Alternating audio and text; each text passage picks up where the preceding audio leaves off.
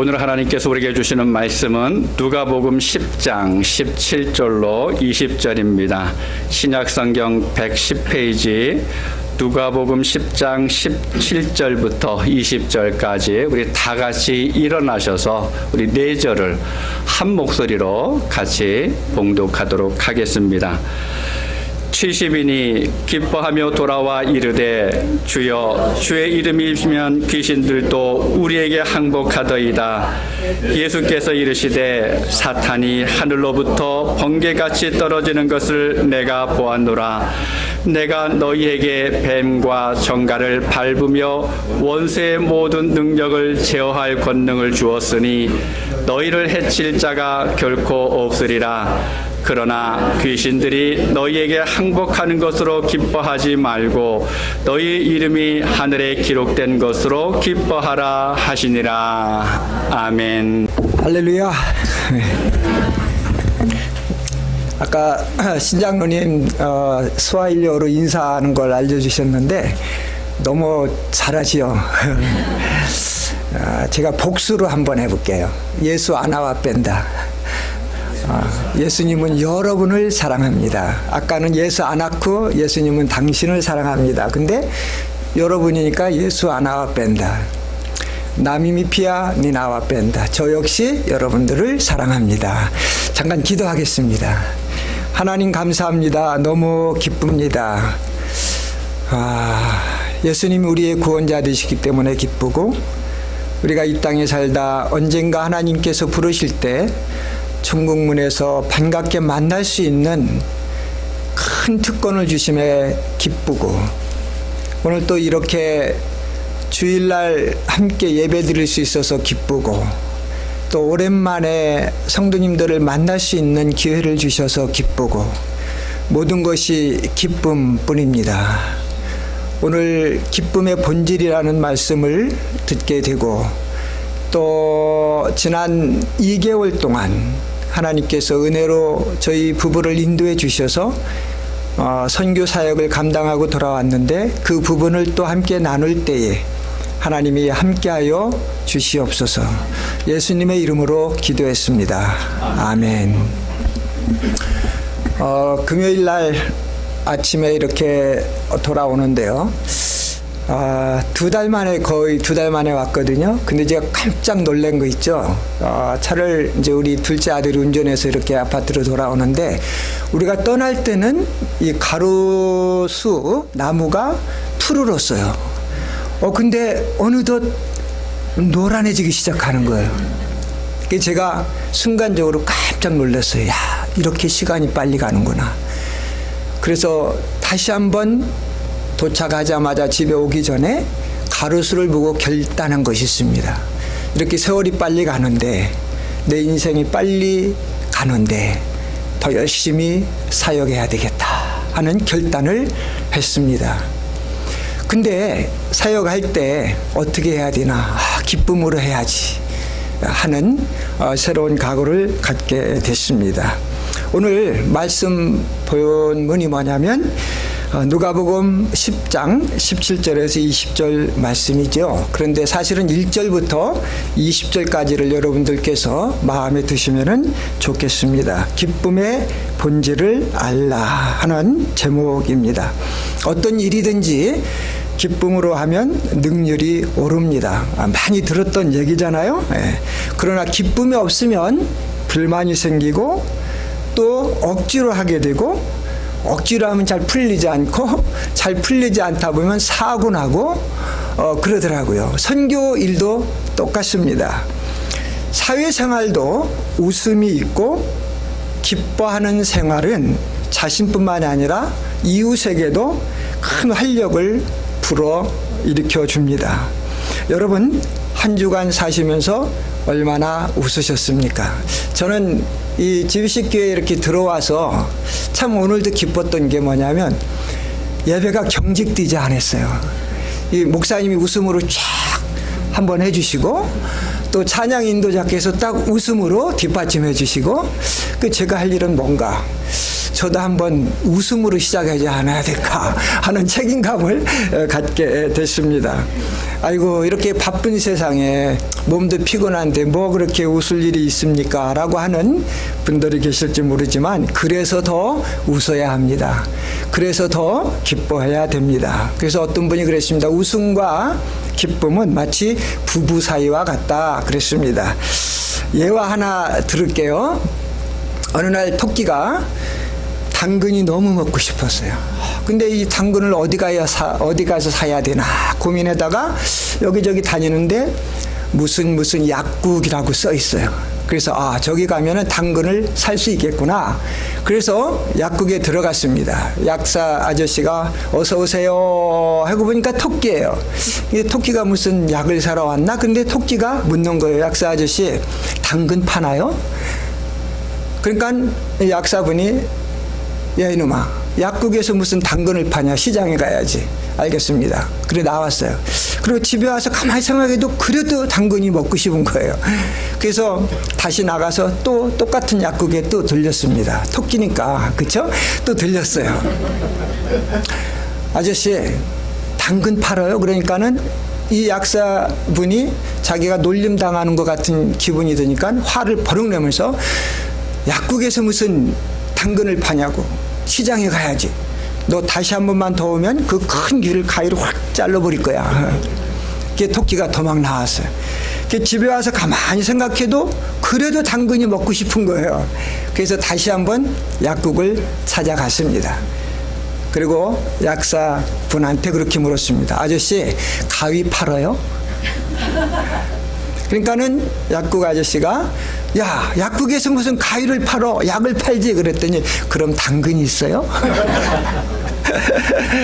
토끼 고집 세죠. 지혜도 있죠. 가위 없는 거 보고 다시 당근을 요구했던 거죠. 웃어보자고 한 일이지만 그만큼 토끼가 고집이 센 동물이고, 예수님을 증거해도 믿지 않는 고집진 사람들이 너무 많다는 것을 어느 목사님께서 예화를 들은 것을 제가 인용을 했습니다. 신앙생활에도 기쁨이 필요하죠. 하나님이 주시는 기쁨이 필요하고, 우리가 기도를 해도 그렇고 무슨 일을 해도 그렇고 기쁨 속에 살아가는 것이 저와 여러분의 일이라고 생각을 해야 되겠습니다. 여러분, 크리스찬들이 기쁘다, 기쁘지 않다 하는 것을 우리가 얼굴을 보면 또 알 수 있어요. 아무리 기쁘지 않은데 기쁜 채에도 다 드러나게끔 되어 있습니다. 그래서 우리가 기뻐하려면 진심으로 기뻐해야 돼요. 그런데 그 진심으로 기쁜 삶을 살려면 어떻게 해야 되냐면, 기쁨의 본질을 알아야 되는 것입니다. 자, 우리가 그렇게 기쁜 생활이 필요한데, 우리 크리스찬들의 기쁨을 빼앗아가는 존재가 있어요. 그것이 누구냐면 사탄입니다. 그래서 불평, 원망, 불만, 이런 것들을 우리 마음속에 심어주고 갖가지의 시험을 통해서 우리의 기쁨을 빼앗아 갑니다. 그래서 바울 사도는 빌립보 교인들에게 이렇게 말했습니다. 빌립보서 2장 14절과 15절 16절에 모든 일을 원망과 시비가 없이 하라. 이는 너희가 흠이 없고 순전하여 어그러지고 거스리는 세대 가운데서 하나님의 흠 없는 자녀로 세상에서 그들 가운데 빛들로 나타내며 생명의 말씀을 밝혀 나의 다름질도 헛되지 아니하고 수고도 헛되지 아니하므로 그리스도의 날에 나로 자랑할 것이 있게 하려 함이라 그랬습니다. 우리는 기쁨으로 살아가야 할 책임이 있는 겁니다. 왜냐하면 예수 그리스도를 통해서 거듭난 자들이기 때문에 그렇습니다. 오늘 본문에 보니까 아까 1절에서 20절이라고 했는데 우리가 읽은 것은 몇 절 안 되죠. 이 전도를 위해서 예수님께서 70명을 파송하는, 전도를 위해서 내보내는 그런 말씀이 1절에서 20절까지 기록이 되어 있습니다. 근데 이 1절에서 20절을 가만히 읽고 묵상하면은 참 기가 막힌 우리 크리스찬들이 또 전도를 해야 할 사람들이, 선교를 해야 할 사람들에게 하나님께서 주시는 어떤 기본 윤리 강령이 이 속에 들어있다는 것을 알게 됩니다. 아주 심플하게 정리한 핸드북과 같은 말씀이라고 생각할 수가 있겠습니다. 구체적으로 잠깐 보면 1절에서 4절에 보면 70인의 추수할 일꾼들을 파송하는데 지역을 선정해 줍니다. 그리고 그들이 나갈 때 예수님께서 마치 어린 양을 이리떼에 보내는 것 같다는 그런 마음으로 그들을 보내시는 예수님의 마음을 볼 수가 있습니다. 저는 이 말씀을 이렇게 묵상하면서 전에 느끼지 못했던 새로운 것을 가슴에 느낌을 갖게 됐습니다. 여러분 아까 동영상을 봤는데 4명의 탄자니아 현지인 선교사들이 이웃나라로 파송했는데 저는 파송된 선교사로서만 사역을 해왔잖아요. 후방에 있는 분들이 저를 안쓰럽게도 또 염려를 해줬겠죠. 근데 저는 그러한 염려를 해보지를 못했는데, 왜냐하면 제가 파송된 선교사이기 때문에 이번에 4명의 파송 선교사를 직접 파송장을 주면서 파송하니까 이 예수님의 마음이 조금이라도 마음이 와 닿는 거예요. 저들이 가서 집을 구해야 되고, 아무리 이웃나라 아프리카 할지라도 문화가 다른데 가서 잘 적응해야 될 것이고, 어떻게 저들의 삶을 도울 수 있을까 하는 그 염려의 마음, 이러한 마음이 들더라고요. 그 다음에 전도하러 가는 사람들이 어떠한 소지품을 가져가야 할 것인가, 이것까지도 예수님께서 기록을 했어요. 그리고 5절로 9절에 보니까 전도의 대상자를 만났을 때 어떻게 행동할 것인가 또 알려주더라고요. 만나면 반드시 평안의 인사를 전하라. 그러면 그들이 너희들에게 먹을 것을 줄 텐데 맛있게 먹으라. 맛있게 먹으라는 거죠. 그 다음에 그거로 끝나지 말고 사용 내용도 알려주는데, 아픈 자가 있으면 고쳐주고, 그리고 잊지 말아야 될 것은, 가장 중요한 것은 하나님의 나라의 전파를 잊지 말아라. 내용까지 알려주시는 거예요. 그리고 10절로 11절에 보면은 그들이 당신들을, 여러분들을 거절했을 때 어떻게 행동해야 되나, 이전까지도 예수님께서 자세하게 그들에게 알려주는 말씀이 누가복음 10장 1절에서 11절 속에 기록이 되어 있고요. 그 다음에 몇 절 건너뛴 다음에 오늘 우리가 읽은 본문이 나오게 되는 것입니다. 여러분, 전도를 해보신 분은 아시겠지만은요, 우리가 전도한다고 다 100% 다음 주 교회 가겠습니다, 그러지 않잖아요. 거절당하는 게 더 많아요. 얼마나 그들이 고집이 센지, 아까 제가 토끼 얘기한 것이 그냥 웃자고만 한 것이 아닙니다. 우리가 전도하고 선교하다 보면 고집센 불신자들이 많은데, 그럴 때일수록 우리가 더욱더 기쁨으로 도전을 하는 것이 우리의 일이라고 하는 것을 다시 한번 생각해 보시기를 바랍니다. 자, 우리가 첫 번째로 생각할 것은 뭐냐면, 오늘 17절에서 20절 말씀 속에 첫 번째로 생각할 것이 뭐냐면, 제자들이 생각하는 기쁨의 이유와 예수님의 기쁨의 이유가 천질 차이로 다르다 하는 것입니다. 각 사람마다 기쁨의 이유가 있습니다. 그러나 그것은 이 땅에서 일반적으로 일어나는 기쁨의 일들입니다. 하지만 영적인 일에는 기쁨의 이유가 본질이 세상 것과 다르다는 것을 우리는 알아야 합니다. 여러분, 오늘 본문을 이렇게 생각하면 얼마나 기쁜 일입니까? 우리가 조그마한 기적만 봐도 막 기뻐서 펄떡펄떡 치는데, 오늘 70명의 예수님의 제자들이 귀신들이 항복하는 거 봤으니 얼마나 기쁘겠어요. 여러분, 그런 순간 맞이해 본 적 있나요? 없죠? 한번 생각해 보세요. 근데 여러분들 삶 속에, 기도 속에, 여러분들이 예수님 믿고 나가는 삶 속에서 이런 일이 있다면 이거는 말할 수 없는 기쁨이 되는 것입니다. 우리가 조그마한 기적만 봐도 신기하고 기쁜데, 귀신들이 항복하는 것을 봤으니 이 70인들이 얼마나 기뻐했겠습니까? 여러분, 여기서 잠깐 우리가 짚고 넘어가야 할 부분이 있어요. 우리가 예수 믿고 살다 보면 사탄, 마귀, 또 귀신스러운 그런 얘기 많이 하잖아요. 또 성경에 실질적으로 기록이 되어 있어요. 사탄은 누구고, 마귀는 누구고, 귀신은 누군가. 예수님 오래 믿어도 혼동되는 분들이 많아요. 배웠어도 잊어버리고 까먹고 그러죠. 성경에 보면은 하나님을 대적하는 자라는 용어가 나옵니다. 사도행전 5장 36에서 39절에 보면 하나님을 대적하는 자가 나오는데, 이 하나님을 대적하는 자를 구약 히브리 말로는 사탐 그럽니다. 이 사탐에서 영어의 사탄이 온 것입니다. 그리고 구약의 헬라 말로는 디아볼로스 그럽니다. 이 디아볼로스에서 영어 데블이 나온 거예요. 이것이 이제 마귀라고 하는 거죠. 그러므로 디아블로스는 히브리어 사탐을 헬라어로 번역했다고 생각하시면 되는 겁니다. 그러니까 사탐과 디아블로스는 하나님을 대적하는 자라는 같은 의미입니다. 이 두 용어는 단수를 사용합니다. 쉽게 말하면 사탄은 히브리어 용어고 마귀는 헬라어인 셈입니다. 두 존재가 아니라 한 존재입니다. 그래서 여러분이 이 점은 아시면 좋고, 그러면은 귀신은 뭔가? 귀신은 좀 다른 거예요. 오늘 성경이 나왔으니까 뭐 귀신 이렇게 우리가 한번 다뤄보는 거예요. 귀신은 신약 헬라 말로 두 용어가 있어요. 다이몬 아니면 디아모니아. 이게 복수 용어입니다. 두 개 다. 영어로 데몬스가 그곳에서 온 겁니다. 그러니까는 헬라어 다이몬 디아모니아에서 온 용어가 귀신인데, 이것은 복수를 사용하는데 이 뜻이 뭐냐면 사탄 마귀의 졸개들이라고 생각을 하시면 되는 겁니다.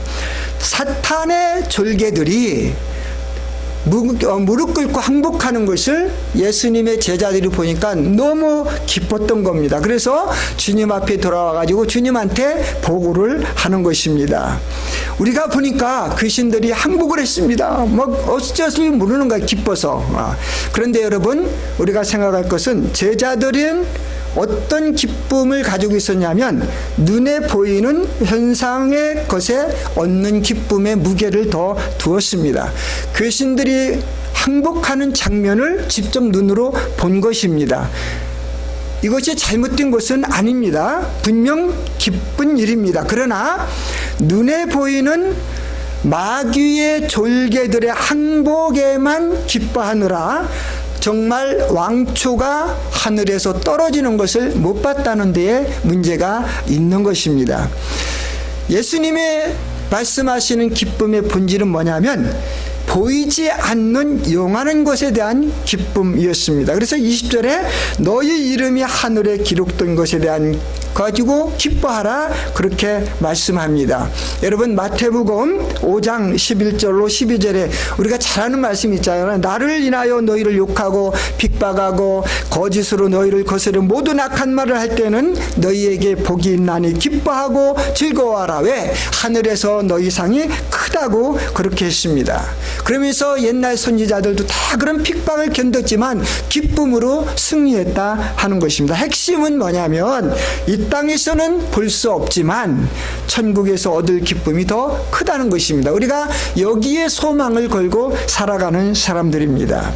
로마서 14장 17절에 하나님의 나라는 먹는 것과 마시는 것이 아니요 오직 성령 안에서 의와 평강과 그 다음에 희락, 이것이 기쁨입니다. 기쁨이라고 말하는 것입니다. 그러니까 기쁨은 하나님 나라의 본질에 속하는 것입니다. 오늘 찬양인도 하시는 분들 만나보자 했는데 그거 힘없이 불안하게 부른 분들은 기도 다시 해야 돼요.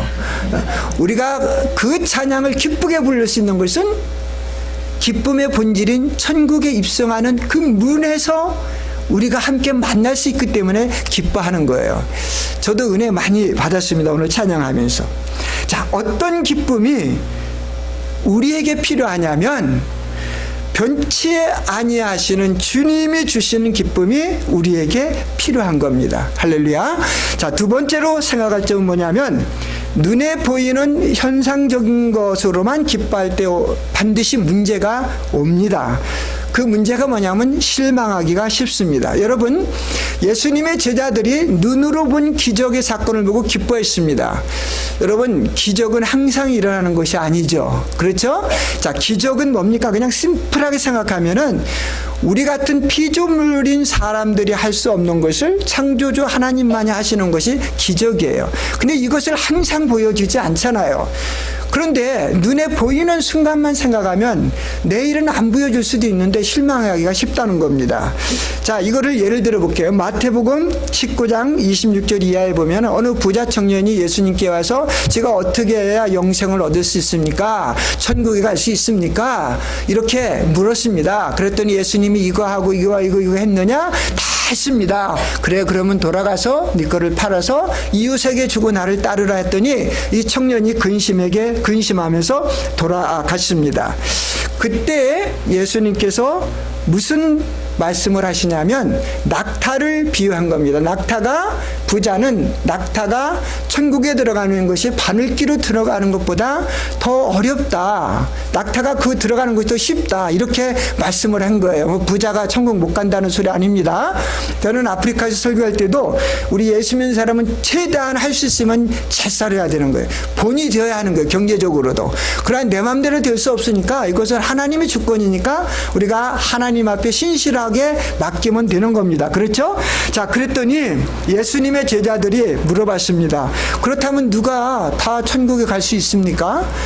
예수님의 제자들은요, 예수님께 그런 질문을 할 때 눈으로 보이는 낙타와 바늘기만 본 겁니다. 눈에 보이는 걸 가지고 질문을 한 겁니다. 근데 예수님은 보이지 않는 것, 인간은 할 수 없지만 하나님으로서는 다 할 수 있느니라. 믿습니까? 자, 구원 사역은요, 하나님께서 이미 예수 그리스도를 통해서 보여주신 기적 중에 기적입니다. 그리고 동시에 제자들과 그리스도인들을 통하여 계속 만들어가는 기적의 사역이 선교요, 전도인 것입니다. 그러므로 우리가 이 기쁨의 본질을 알고 전도하고 사역하고 주님을 섬기면 아무리 큰 문제, 아무리 몸에 약함이 와도요, 우리는 실망하지 않습니다. 왜냐하면 우리의 이름이 이미 천국에 기록된 사람들이기 때문에 그렇습니다.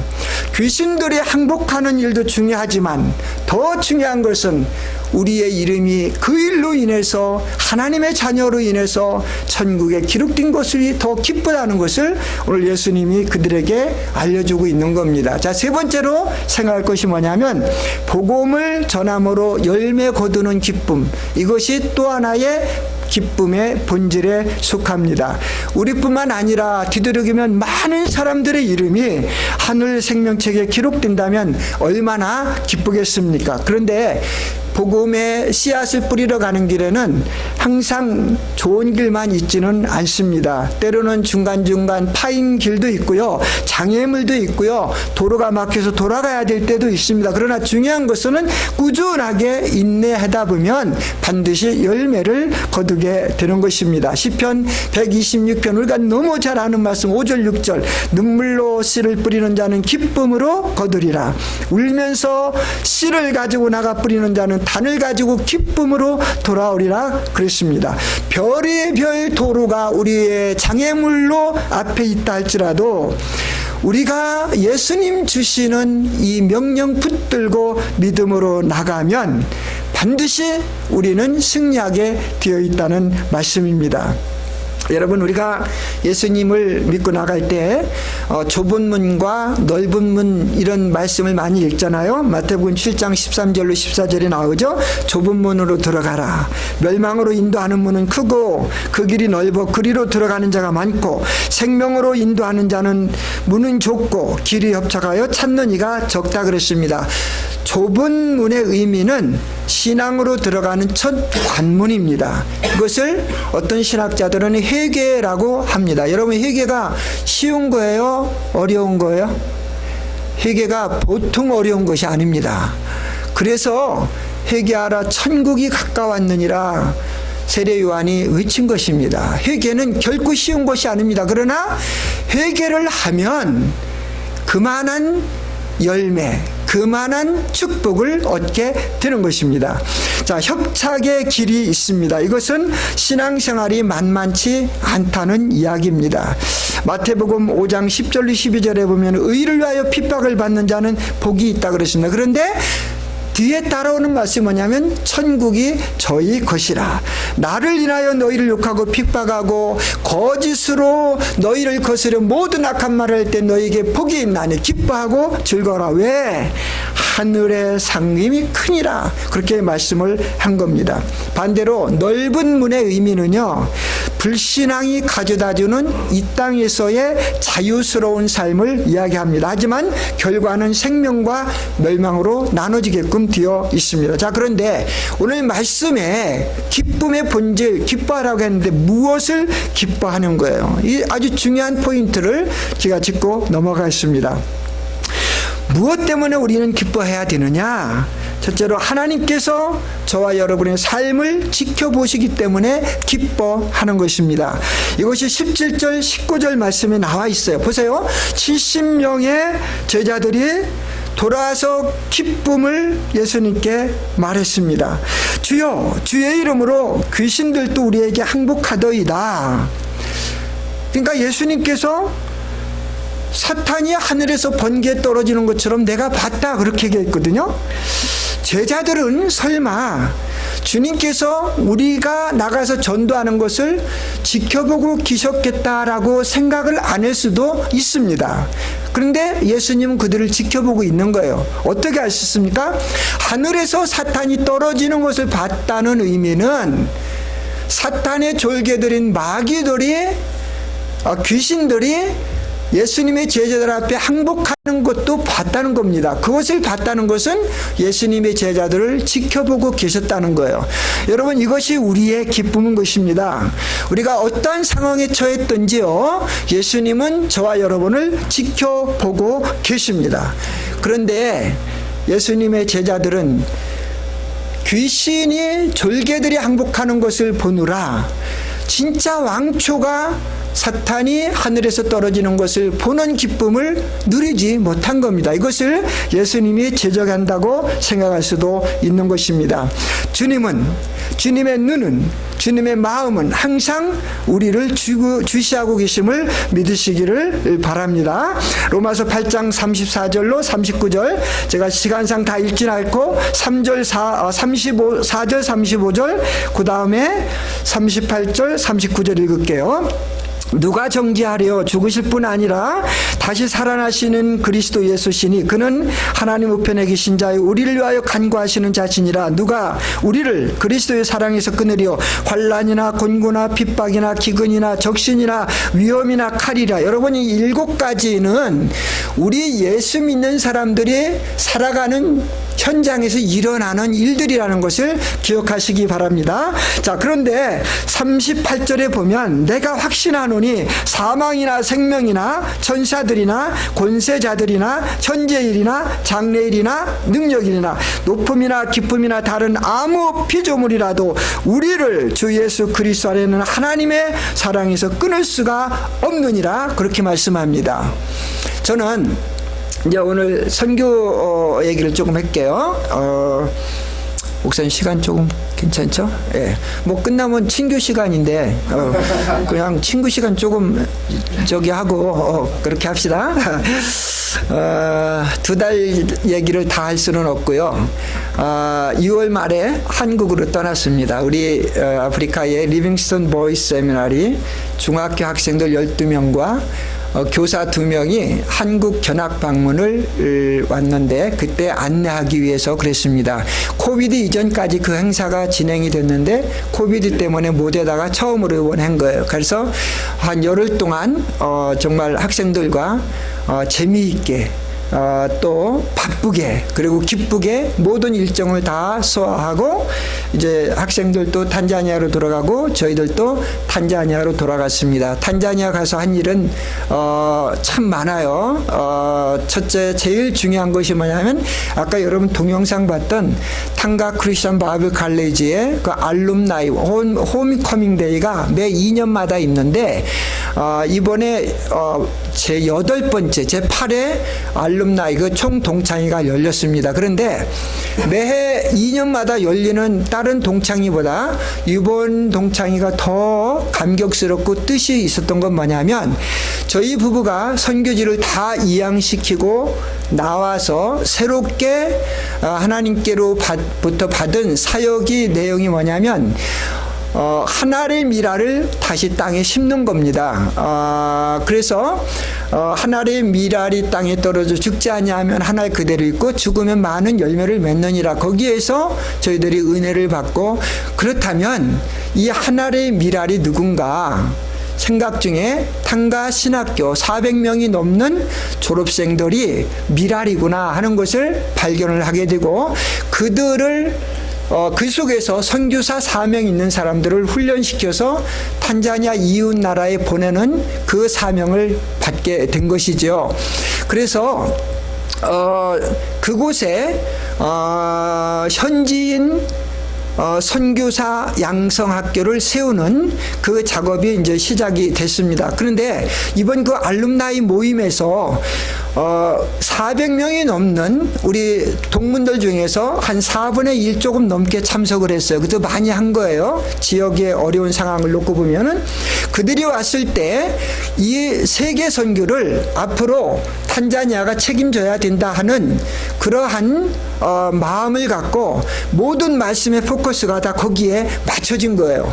그러니까는 아까 주강사로 왔던 성결신학교 은퇴하신 퇴임하신 목사님과 우리 부부와 또 현지 모든 단체를 이양받은 레버런 조지 뉴학의 신학교 학장이면서 그 미션의 체어맨인 그 목사님, 이렇게 4명이 말씀을 전할 때 모든 마음이 다 세계 선교에 대한 말씀으로 집중을 한 거예요. 그러니까 거기에 모인 많은 동문들이 얼마나 감격적인지요. 이미 기도는 많이 시작을 했으니까. 그래서 4명의 선교사가 파송이 됐는데, 저와 그 다음에 주강사님과 아까 얘기했던 모든 사역을 이양받은 목사님과 우리 동문회장이 나와서 4사람이 나와서 안수를 내고 파송을 하는 거예요. 목적은 뭐냐면 지금까지는 미국 사람들이나 유럽 사람들이나 한국 사람들이 아프리카 선교로 나갔습니다. 오랫동안. 그런데 이제는 그 선을 넘어야 된다는 거죠. 그래서 아프리카 사람들이 이웃을 나가고, 또 미국도 그렇고 유럽도 그렇고 한국도 지금 불안불안한데 기독교가 식어가잖아요. 그런 데까지 아프리카 선교사들을 파송하는 일을 탄자니아, 그것도 탄가 신학교에서 한번 새 역사를 써보자 하는 것이 이번에 그 뉴 웨이브 그 새로운 물결에 대한 선교 운동입니다. 그런데 얼마나 그 열기가 뜨거웠는지 여러분 제가 말로 다 전할 수가 없어서 너무 죄송해요. 근데 저는요 계속 그 열기가 아직도 식어지질 않는 거예요. 아까 다 파송장 받고 가정이죠. 8명인데 한 부인은 이제 아기가 만삭이 돼서 참석을 못했어요. 무릎 꿇고 기도할 때 나중에 여러분 그 동문들이 이렇게 축복하는 그게 뭐냐면 바리키 뭐냐면 축복한다는 뜻이에요. 축복한다. 여러분 옆에 보고 한번 해보십시다. 바리키 이렇게 해보세요. 바리키 아 다리키가 아니고 눈다리키가 아니고 한 번만 더 바리키. 예, 그렇게 축복해 주는 거예요. 근데 그거로 끝나지 않고 중간에 그 세미나 중간에 동문들이 회의를 한 거예요. 우리의 요청도 없었습니다. 근데 자발적으로 회의해서 결의한 것이 뭐냐면 자기들도 이 뜨거운 선교 현장 그 열정을 가지고 선교에 동참하겠다는 거예요. 그러면서 그냥 기도뿐만이 아니라 우리가 형편 비는 대로 매달 이 정도씩 하겠습니다 하는 것을 아까 여러분 보셨잖아요. 57개 교회가 사인을 하고 그 다음에 적게는 탄자니아 돈으로 5,000 실링, US 달러로 $2.5, 많게는 몇만 실링, 뭐 한 10여 불, 20불까지 자기들이 하겠습니다 하고 선약한 것이 57명이 되는 거예요. 저는 여기에 초점을 두고 싶은 거예요. 여기에 하나님의 기적이 있었다는 것을 생각을 합니다. 왜냐하면 그들은 오랫동안 받기만 했습니다. 선교사들은 바깥에서 와야 되고 그들은 물질이나 물건을 가져서 우리를 도와야 되는 것, 우리는 받는 사람들로 생각을 했는데 이제는 자기들이 내겠다는 것입니다. 할렐루야. 그래서 이에 동참한 교회들이 57개 교회고 나머지는 돌아가서 장로님들과 교회들과 의논해서 연락 주겠다고 하는 그러한 메시지를 남겼습니다. 여러분들도 그동안 뜨겁게 열심히 선교해서 에콰도르나 탄자니아나 멕시코 같은 데에 많은 열매를 거뒀습니다. 이제 그들도 그러한 열매를 거두는 기쁨을 누려야 되는데 그들이 그 약속을 지켜나갈 수 있도록 기도 많이 해 주시기를 부탁드립니다. 그래서 그러한 역사들이 이번 모임에서 일어났습니다. 저는 믿습니다. 그곳에 이제 선교학교가 세워지면 더 많은 사람들이 교육을 받고 이웃 나라로 파송되는 탄자니아가 동북아프리카뿐만 아니라 아프리카의 세계 선교를 주도해가는 나라가 될 것으로 확신을 합니다. 왜냐하면 미랄들이 그만큼 많이 맺혀져 있기 때문에 그랬습니다. 이번에 4가정 파송했는데 2가정은 말라위로 갑니다. 여러분 탄자니아 못 살아요. 그런데 말라위에 왔다 갔다 하면서 하는 선교사 얘기가 거기 정말 못 산대요. 그 얘기를 듣고 부룬디에 가서 선교하고 있는 선교사님이 거기도 한 가정 이번에 갔는데 거기도 정말 못 산대요. 그러니까는 얼마나 못 산다는 걸 감이 오지요. 뭐 못 사는 거 어디고 다 못 삽니다. 근데 정말 못 사는 것은 복음을 들어야 할 사람들이 많은 곳이 가난한 지역입니다. 그래서 말라위 2가정, 잠비아 1가정, 그리고 부룬디 1가정으로 파송을 했습니다. 9월 첫 주부터 그들은 그곳으로 이사를 들어갑니다. 세계 선교사의 첫 번째 할 일은 뭐냐면 떠나는 것입니다. 자기가 목회하던 교회를 놓고 떠나서 선교지로 가는 거예요. 그래서 올해까지는 아무 일도 하지 말고 가서 집구하고 그 다음에 문화 적응하고 받고 이러한 사람들과 교제 나누는 일에 올 한 해를 다 시간을 보내라고 제가 조언을 했습니다. 아이고 똑같은 아프리카 사람들인데 무슨 문화 적응이 필요한가요? 필요합니다. 여러분 국경 하나 뒀는데도요 문화가 많이 달라요. 부룬디에 가서 있는 선교사님 사모님이 탄자니아 오셔서 머리를 빠글빠글 땄더라고요. 너무 이쁘더라고요. 그런데 선교사 교육하는 중에 그래요. 저는 부룬디 들어갈 때 이 머리를 다 풀르고 가야 됩니다. 왜요? 그랬더니 거기는 여자가 머리 따면 이상하게 봅니다. 국경 하나인데도 그런 거예요. 문화 차이가 있는 거예요. 그래서 문화 극복을 하기 위해서 많은 노력을 해라 이렇게 말씀을 그들에게 증거를 했습니다. 여러분 그들이 가서 성공적인 말씀을 증가하는 선교사들이 될 수 있도록 기도해 주시기를 바랍니다. 자 이제 말씀을 좀 정리하겠습니다. 예수님께서 부활 승천하시기 전에 부활하시고 승천하시기 전에 40일을 이 땅에 계셨는데 제자들에게 아주 핵심적으로 강조한 말씀이 있습니다. 3곳에 기록이 되어 있는데 첫째는 마태복음 28장 18절로 20절 우리가 너무 잘 아는 말씀이죠. 예수께서 나와 일러 가라사대 하늘과 땅의 모든 권세를 내게 주셨으니 그러므로 너희는 가서 모든 족속으로 제자를 삼아 아버지와 아들과 성령의 이름으로 세례를 주고 내가 너희에게 분부한 모든 것을 가르쳐 지키게 하라. 불지어라 내가 세상 끝날까지 너희와 항상 있으리라고 하신 말씀이에요. 여기서 핵심은 가서 전하라 하는 것입니다. 그 다음에 2번째 말씀이 마가복음 16장 15절 16절 말씀이요.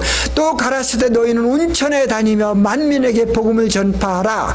믿고 세례를 받는 사람은 구원을 얻을 것이요 믿지 않는 사람은 정죄를 받으리라. 여기서도 핵심은 뭐냐면 가서 전하라 하는 것입니다. 3번째는 사도행전 1장 8절입니다. 오직 성령이 너희에게 임하면 너희가 권능을 받고 예루살렘과 온 유대와 사마리아 땅까지 이르러 내 증인이 되라 하는 것입니다. 증인이 되는데 무슨 증인? 복음의 증인이 되라고 하는 것입니다. 저는 말씀을 오늘 마치면서 GBC 교회에 대한 선교의 열정에 대한 그 노력에 너무 감사를 드립니다. 그렇지만 행여라도 우리가 생각해 봐야 할 일이 있습니다. 개인적으로, 가정적으로, 교회적으로 우리는 스스로 자주 질문을 해야 합니다. 아니, 선교사인 저도 마찬가지입니다. 이런 질문을 해야 돼요. 다음과 같은 질문. 그것이 뭐냐면, 나의 선교에 대한 관심과 생각과 열정은 어디에까지 와 있나? 아직도 예루살렘에만 머물러 있지 않는가? 아니면 유대 지역까지는 나가 있지 않은가? 아니면 사마리아 지역까지는 왔는데 거기에 머물러 있지 않는가? 생각해 봐야 됩니다. 우리는 사마리아 지역에까지 와서 머물러 있어도 안 됩니다. 오늘 주님이 말씀하시는 것은 세계 선교입니다. 그러니까 땅끝까지 나가는 도전의 선교의 열정이 저와 여러분에게 있어야 하는 것입니다. 언제까지? 천국에서 만날 그날까지 다시 만나보자 할 때 우리가 그곳에서 만나는 기쁨이 뭡니까? 첫째는 구원받은 성도끼리 만나는 기쁨이요. 두 번째는 우리처럼 구원받는 사람들 많이 만드는 일에 우리의 모든 것을 헌신한 그 결과들의 그 마음을 가지고 만나기 때문에 기쁜 것이 아닌가 저는 생각을 합니다. 지금까지 GBC교회에서 열심히 전도와 세계 선교를 하셨습니다. 하지만 예루살렘과 유대와 사마리아에 머물지 말고 땅끝까지 도전하는 그런 교회가 되기를 간절히 축복합니다. 그럴 때에 한 생명을 품에 안고 기뻐하시는 예수님의 그 기쁨의 본질이 우리의 기쁨의 본질이 되는 것이요. 그 이름이 하늘 생명책에 기록된 것을 보고 기뻐하시는 예수님의 그 기쁨의 본질이 저와 여러분의 기쁨의 본질이 되는 것이요. 그 기쁨의 본질에 동참하는 일이 되는 것입니다. 이러한 기쁨의 본질이 충만한 여러분 되시기를 축복합니다. 또 축원합니다. 그래서 우리가 언젠가 주님 앞에 섰을 때 다시 한번 우리는 했노라.